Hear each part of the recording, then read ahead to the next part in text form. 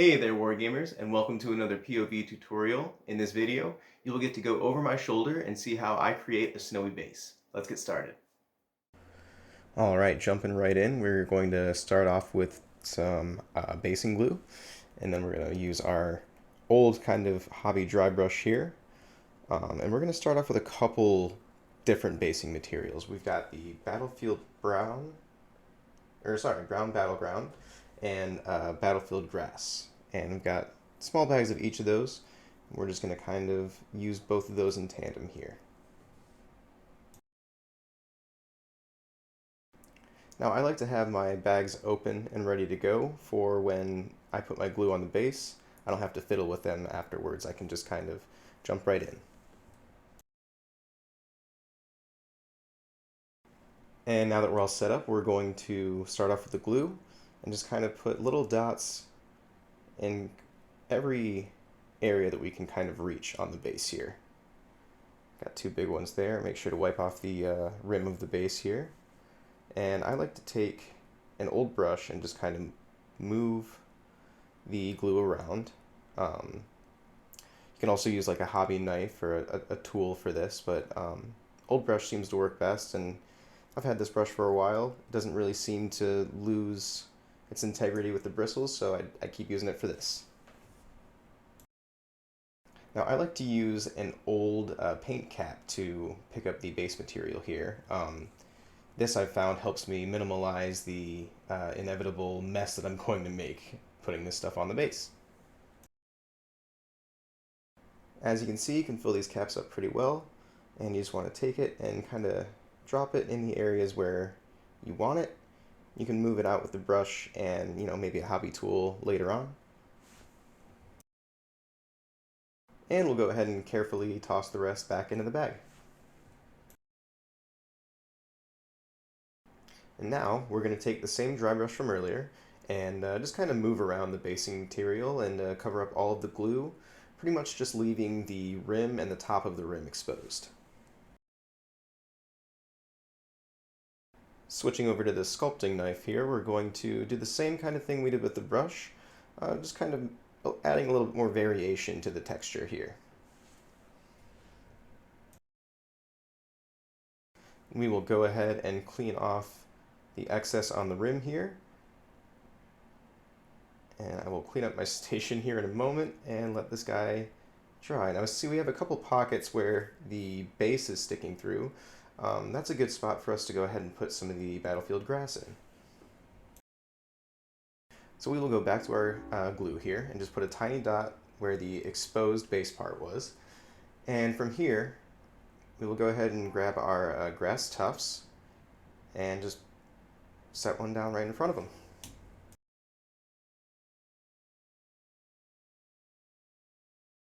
And now with putting either the tufts or the battlefield grass on, I like to use the tweezers. Just kind of makes it a little bit easier. I'm very messy when I hobby, so anything to kind of mitigate that is a good thing.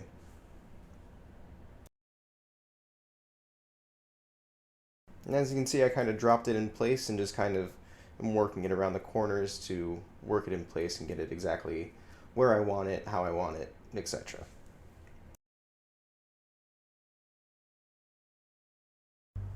I'm also trying to utilize a bit of my mess here and fill in some of those patches where there is a little bit of glue exposed. And the sculpting tools are especially great for filling in those hard to reach pockets.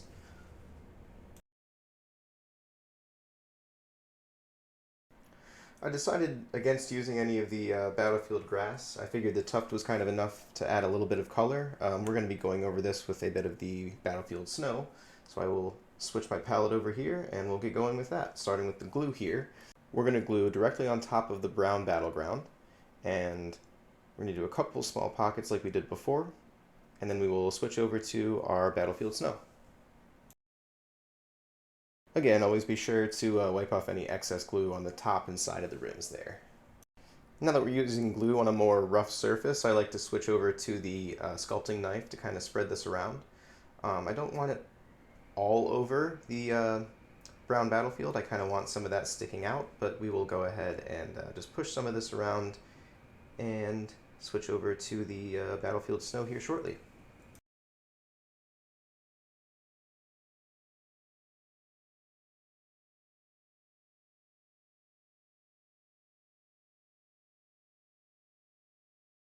I actually went ahead and loaded this up into our old painting cap already. You can't really see it in there, but we'll go ahead and start dropping this onto the glue areas here.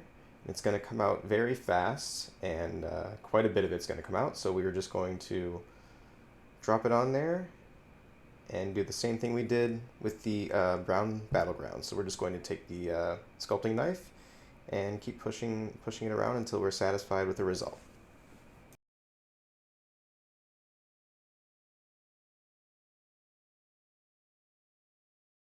Now, depending on how much glue you use, you can get a really clumpy or grainy effect with the battlefield snow. The more glue you use, the clumpier it's going to look, more like packed snow it's going to look. And if you use less glue, it's going to look a little bit more grainy, like fresh snow. Once you're about satisfied with the texture, you can go ahead and set it off to the side and let it dry for a bit.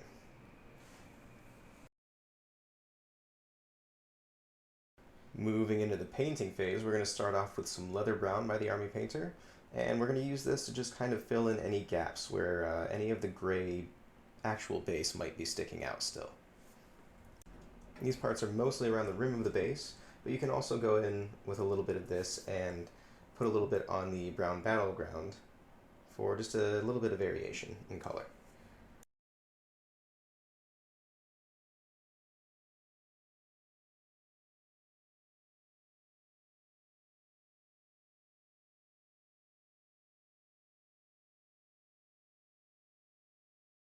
Once that leather brown has dried, we're going to switch over here to matte black, and we're going to use this to go around the top and the side of the rim here.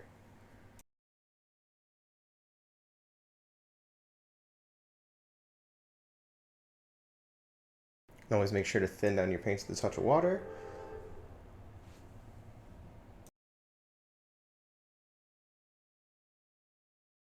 Until your paint's about that consistency, and we will start working on the side of the rim here.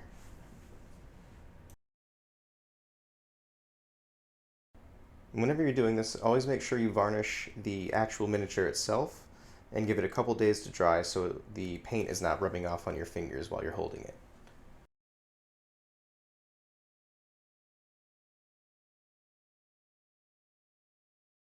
And switching over to the top of the rim here, we want to be very careful around the snow areas of the bases.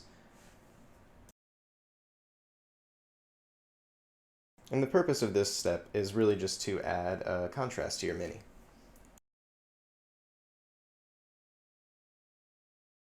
And once the coat of matte black dries, go ahead and hit the rim of the mini with a coat of matte varnish, and your mini is ready to go.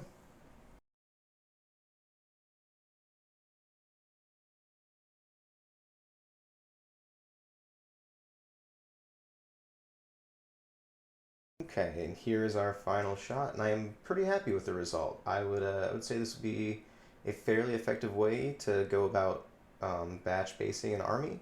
You could also go a lot further in detail with character models.